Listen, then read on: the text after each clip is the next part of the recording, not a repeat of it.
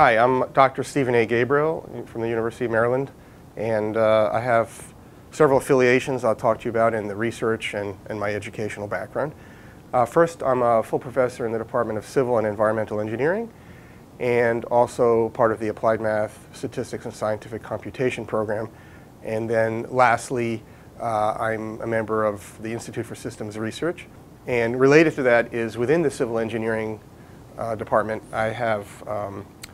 I'm the group coordinator for Civil Systems, which is a program that looks at infrastructure and from sort of a systematic point of view, using techniques like from operations research, sensors, and systems theory to try and understand things about these infrastructure systems. And my background is in operations research and applied math. Mathematical sciences is the actual name. I have a master's degree from Stanford in 1984 in operations research, and a master's and PhD from Johns Hopkins in mathematical sciences, respectively in 1989 and 1992.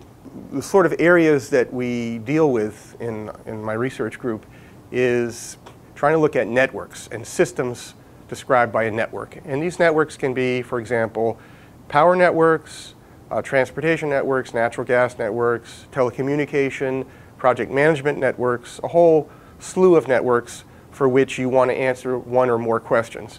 These questions might be like if players who are using the network are competing in some non-cooperative way. So an example that would be a traffic equilibrium where the drivers are the players and the network is the road network that they might use to commute in the morning. You know, what is the equilibrium flows, equilibrium in the sense that no incentive to deviate. And so you'd use game theory models, optimization models, some simulation to try and answer those questions. You could also look at, recently we've looked a lot at, the energy infrastructure in the world, and through a variety of projects funded by the Department of Energy, Research Council of Norway, and others, to see is the energy infrastructure adequate to meet the policy goals that have been set forth by various regional, continental, or other governments.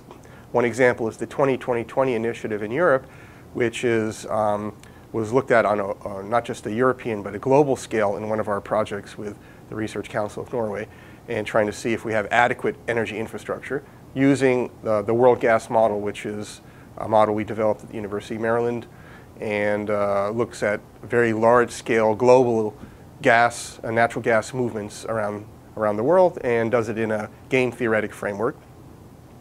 Also looked at optimization models for power systems to try and figure out what's the best way electric power retailers can hedge in terms of their forecasts of supply. So in that case, it's a stochastic optimization model. And so there's sort of a blend of optimization, stochastics, and other analytical tools that we use and bring to bear to answer these questions, scientific questions about some system. And usually the system is embodied in a network. We have usually a lot of interactions with international partners because of these sort of global or regional scale hypotheses that we want to test.